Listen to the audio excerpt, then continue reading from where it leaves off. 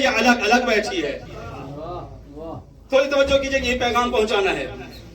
امیر المومنین ان حالات کو جانتے تھے کہ لوگ اپنے بچوں کو تعلیم دیں گے، اسکول بھیجیں گے، کالج بھیجیں گے، یونیورسٹی میں بھیجیں گے، یہ لڑکے جائیں گے، لڑکیاں بھی جائیں گی، کو ایجوکیشن کا سسٹم ہوگا، ایک ہی چار دیواری میں لڑکی بھی پڑھ رہی ہے، لڑکا بھی پڑھ رہا ہے۔ جب 2 سال 3 سال 4 سال 5 سال ایک ہی کلاس میں رہتے ہیں، ایک ہی سیمسٹر پڑھتے ہیں، پھر کیا ہوتا ہے؟ پہلے دن کلاس فیلو، دوسرے دن کلاس فیلو، تیسرے دن کلاس فیلو، پہلا سال کلاس فیلو، اس کے بعد تھوڑی جان پہچان ہوئی لڑکی میں، لڑکے میں، اس کے بعد فرینڈ بنے، پھر فرینڈ شپ ہو گئی، فرینڈ شپ سے بات بڑھی، اور یہاں تک نوبت آ گئی لڑکا اپنے ابا کے پاس، ابا کالج میں مجھے فلاں لڑکی پسند ہے، میں نے تو اس سے شادی کرنی ہے۔ توجہ ہے؟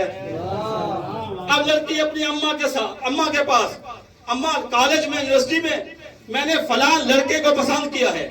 اب یہی ہو رہا ہے نا، لڑکے لڑکی خود ایک دوسرے کو پسند کر لیتے ہیں۔ اماں میں نے اس کو پسند کیا تو میری اس سے شادی کرا دیجئے۔ اگر طرفین کے والدین، توجہ خان صاحب، اگر طرفین کے والدین راضی ہو گئے، فابہا، شادی ہو گئی۔ اگر طرفین میں سے کوئی ایک کے والدین راضی نہ ہوئے، پھر کیا ہوتا ہے؟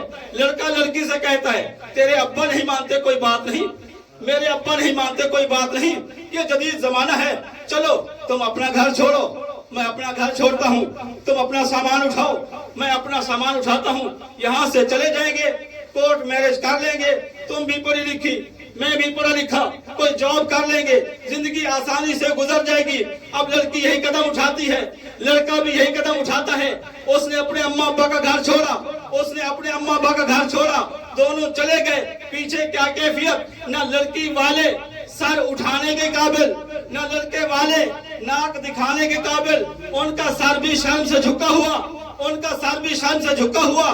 اب یہ کیا ہوا؟ ان کا کوئی اتا پتہ نہیں، ان کی زندگی کیسے گزرے گی، کیسے نہیں گزرے گی۔ یہ حالات علی جانتے تھے۔ فرمایا اخطب لی امراتن ولدتھا فحول العرب۔ کیا علی نہیں جانتے تھے عربوں میں کون سا قبیلہ اچھا ہے؟ علی نے عقیل سے کہا ہم تک پیغام پہنچایا، اے آنے والے زمانوں کے نوجوانوں، خبردار، یہ شادی کا مسئلہ زندگی کا حساس فیصلہ ہوتا ہے۔ یہ حساس فیصلہ جوانی کے جوش کی بنیاد پہ نہ کرنا، اپنے قبیلے کے، خاندان کے بزرگوں کی بصیرت پہ اعتماد کرنا۔